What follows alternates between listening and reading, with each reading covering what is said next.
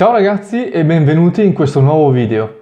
Recentemente abbiamo pubblicato una serie di video dedicata ai piani di accumulo di capitale e devo ammettere che hanno ottenuto un discreto successo. Se vi siete persi questi 3 video vi lascio il link in descrizione e qui in alto a destra. Questi video sono stati presentati con una complessità delle strategie sempre crescente, a fronte però di un aumento dei rendimenti. L'ultima strategia presentata, chiamata AS-PAC, permette di aumentare i rendimenti rispetto ad un PAC semplice, che prevede l'acquisto mensile di un numero di quote fisso, di oltre il 50% in 25 anni, a fronte però di una complessità ben più elevata.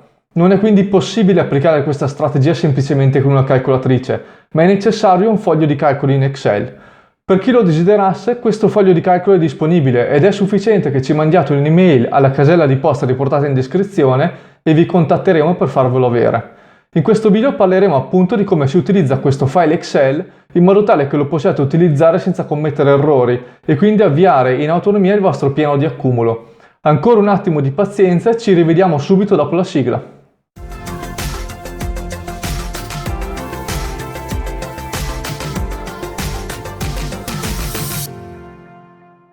Ciao ragazzi e bentornati.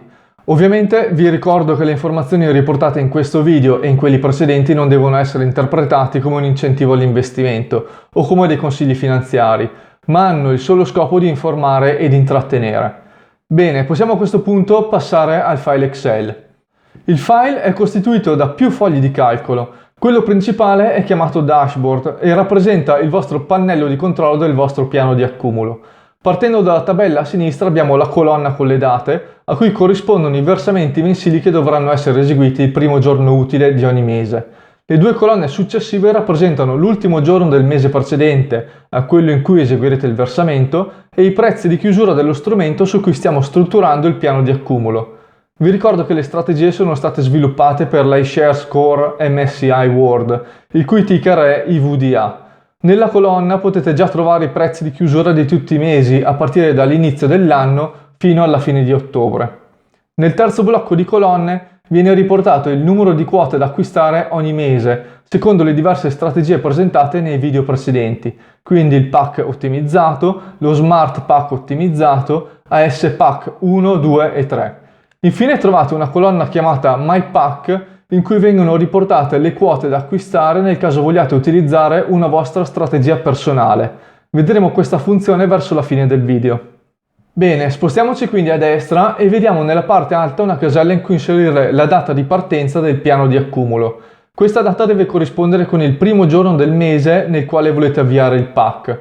Fate attenzione perché se mettete un giorno diverso dal primo giorno del mese, il PAC inizierà automaticamente il mese successivo. Infine in basso avete delle semplici istruzioni, che come potete vedere sono veramente poche, e il link ai video sul canale nel caso dobbiate ripassare le logiche delle diverse strategie. A questo punto possiamo passare alla parte operativa e vedrete che è veramente facile. La prima cosa da fare è inserire la data di partenza del vostro piano di accumulo nella casella M5. Nel momento in cui sto registrando questo video siamo verso la fine di novembre, per cui potrei ipotizzare di iniziare il PAC il 1 di dicembre. Scrivo quindi nella casella 1-21 ed Excel riconosce in automatico che il giorno selezionato è il 1 dicembre 2021.